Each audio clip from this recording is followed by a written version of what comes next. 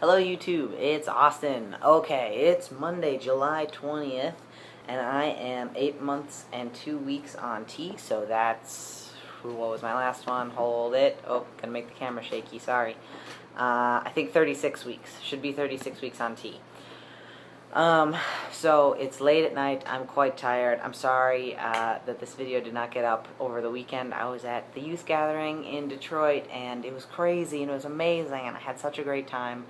But I'm also exhausted, so sorry this video is a little late. Anyway, I thought it would be interesting this week in this T update video, to talk a little bit about well, okay, so I found a post came across my dash on Tumblr that was, how many things here?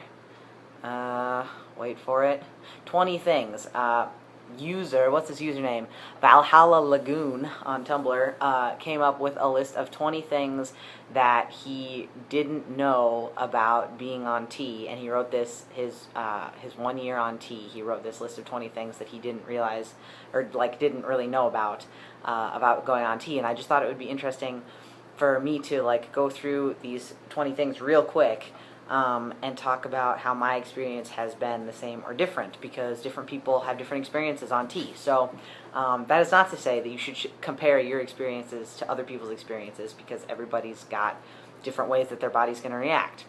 And the one thing I do want to say about T before I go into this is that T is not like one substance that you put into your body that then makes your body do the same thing for everybody. It's not...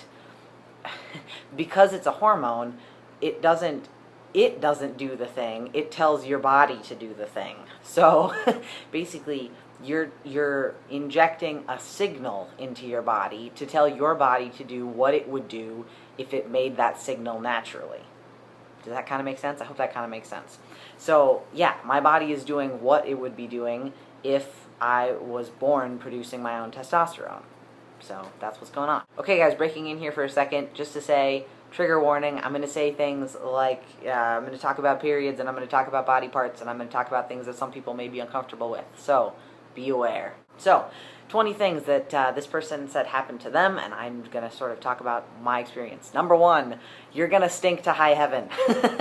True. The only thing I really noticed about change in smell is that I smell pretty terrible after I work out. And I mean, I feel like I smell terrible. And so I just shower, and I shower every day now. And I used to sometimes go shower every other day instead of every day. And I can't really do that now without feeling like I stink. So that's something. Number 2, you're gonna be itchy when your new hair grows in. And he says that he was actually so itchy that he had to use hydrocortisone and anti-itch powder and creams and stuff to keep himself from itching. I haven't had that problem.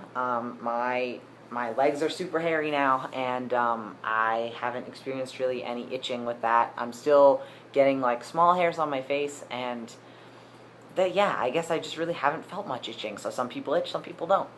Number 3, binding can cause scarring under your arms and on your shoulders, and it can also cause acne. True.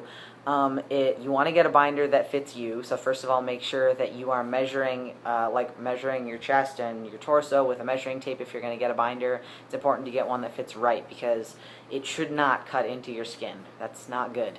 Mine, sometimes it does itch, and it does kind of, it pinches kind of under my arms in places, so that does happen. But it should not be cutting into your skin. You should not be bleeding. That's bad. But it does cause acne, because basically you're putting something really close onto your skin, and if you sweat underneath your binder, then your binder just sticks that to your skin, so you can get acne. It's a problem. So yeah, I have that too. Number 4, tea promotes muscle growth and fat loss and hunger, but tea is not a magic weight loss potion. True. So my appetite did definitely go up on tea. I think I have lost some fat, but it's mostly just redistributed, but I've definitely gained muscle. So the point being, you can't just take tea and expect it to just make you into a bulky, thin dude. That doesn't happen. It's not magical like that. Like I said, it just does what your body would do normally. You still have to work, you still have to work out. Number 5, your genitals will sometimes hurt. That's a fun one. Actually, I haven't experienced that. I know that has been the case for a couple of people that I've talked to, that like things are sort of growing and changing in that area, and so sometimes it can be it's kind of like that feeling like when you're a teenager and you're growing really fast and you feel like your bones kind of hurt sometimes. It's almost like that feeling. But I haven't really experienced that much. So some people it happens, some people it doesn't. Number 6. One day you're going to wake up and find the first thing out of your mouth will sound unrecognizable to you.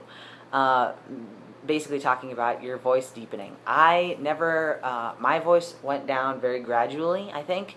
So now when I watch my old videos, I'm kind of like, whoa, I can't even remember my voice being like that, because it's just happened so gradually over time. So with some people's voices, it changes gradually over time. With other people's voices, they experience a huge drop from like 1 week to the next. Suddenly it's a lot lower. So it just depends on how your body is. Number 7, everything causes acne. All you can do is live with it until your hormones stop going crazy. True. Yeah, so like you can see, I've got a lot of acne going on my face and on my chin. It's really just like here and then on my chin. And that's just the way it is. I know a lot of guys have experienced acne pretty bad in their first year, and then in like your second year, and by your third year you're pretty much over it. So it's just like normal puberty. It goes away eventually, but it is kind of a bummer to have. Let's see. Number 8, some trans men experience uterine cramping, so you end up getting really bad cramps because basically your hormones are affecting the way your uterus, like, because it's a muscle, it's causing that muscle to grow, just like it's causing all of your other muscles to grow, and sometimes that means it like contracts without you wanting it to contract. So you can sometimes experience cramps even if you're not having your period. So that's kind of a bummer. I haven't experienced that one either. So, but I know that does happen to some people. 9, sometimes your voice will break completely in half and you can sing baritone and soprano. True. I now have a falsetto voice, which I did not have before. And it's very noticeable when you sing songs like Where's My Mind by the Pixies. Try singing that one, because you're like singing in your normal register and then you do the oohs and your voice goes crazy. So yeah, that's true. 10, drinking before your blood test can mess up your T levels. True. Don't drink before you go get your levels checked. Bad idea, because it can mess up your hormones, and then your doctor's like, what the heck are these results? And it's unhelpful, and then you just spent money on doing that. It's a bummer. Number 11, 100 milligrams a week is not the gold standard magic-making dose. True. I did not start on 100 milligrams per week. I started on, 20 milligrams per week, and I am now at 50 milligrams per week. So everybody is going to need different levels. It's all about getting your levels checked, seeing how your levels are in terms of how they match up to cisgender guys, people who produce their own testosterone. So yeah, if you get on T and you're like, that's such a tiny dose, take time, it's okay. You don't have to get on a ton of testosterone, and a lot of these problems actually may stem from having too much T thrown at you too fast. So don't feel bad about being on a lower dose, it's okay. Number 12, you can sometimes mess up your injections. Okay, so I disagree with yes, it's true, you can sometimes mess up your injections, but I just want to disagree with this next point that he says. Golf ball size swellings, redness, and heat can be common, and you can even get infections. Okay, if those things are happening, you're doing it wrong to the point of like needing help to learn how to do your injections better. You should not have crazy amounts of swelling. You should not have giant golf ball size whatever. Don't. No. If any of that is happening, or you are experiencing the worst you should experience is like bruising, like a lot of bruising, because sometimes that's just what happens when you burst the capillaries when you're inserting the needles. So sometimes you're going to have bruising. I had a lot of bruising right at the beginning in my first couple shots before I got good at it. That just kind of happens.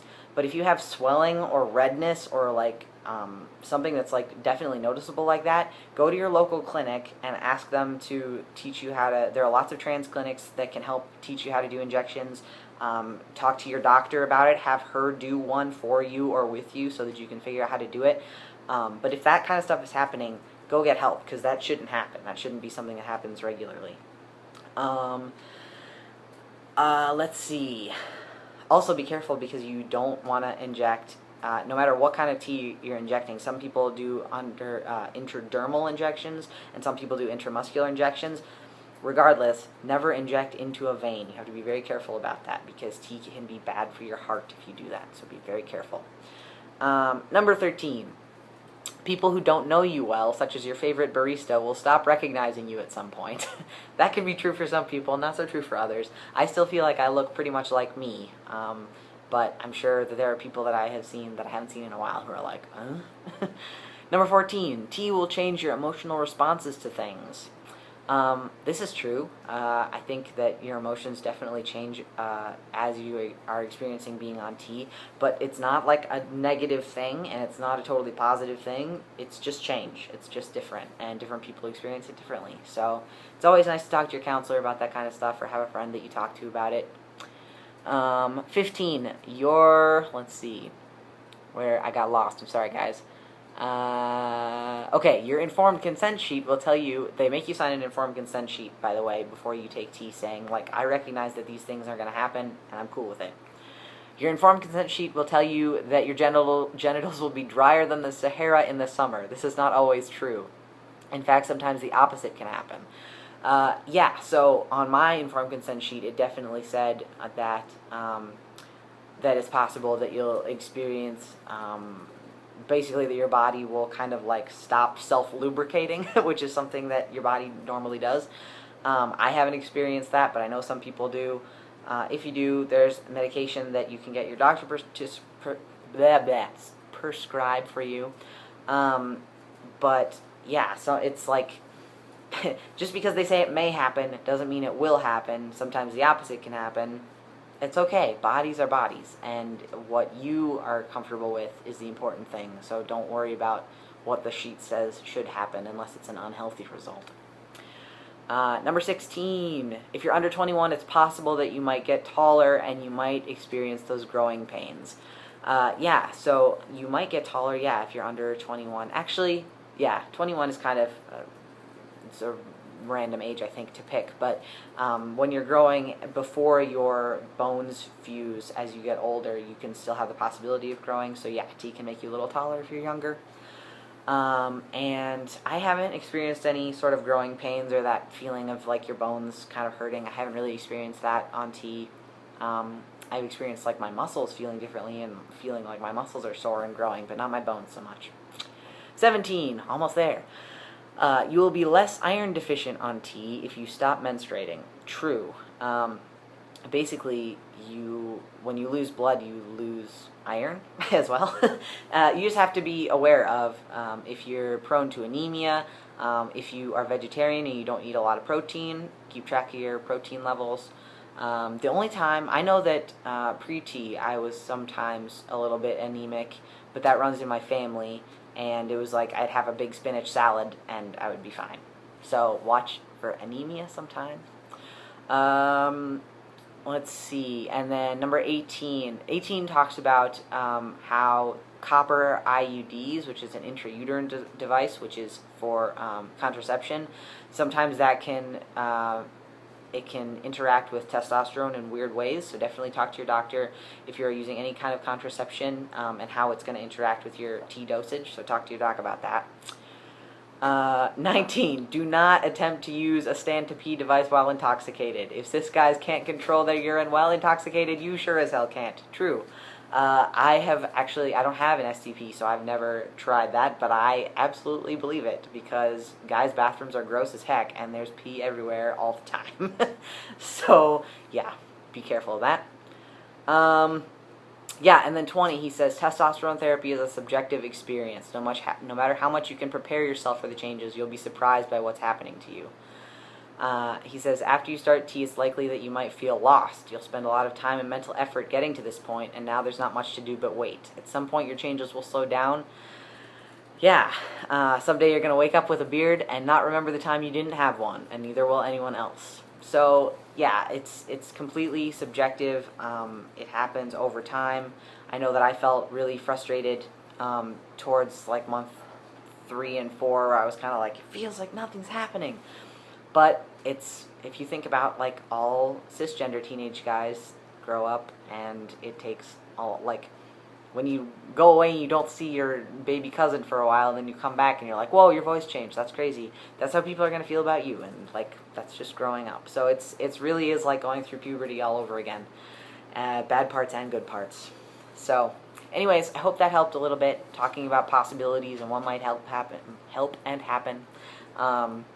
And I will see you guys back here next weekend. I'm not going anywhere for a while. Hooray! So I will be back next weekend with a new tea update, a shorter one. This one was kind of long.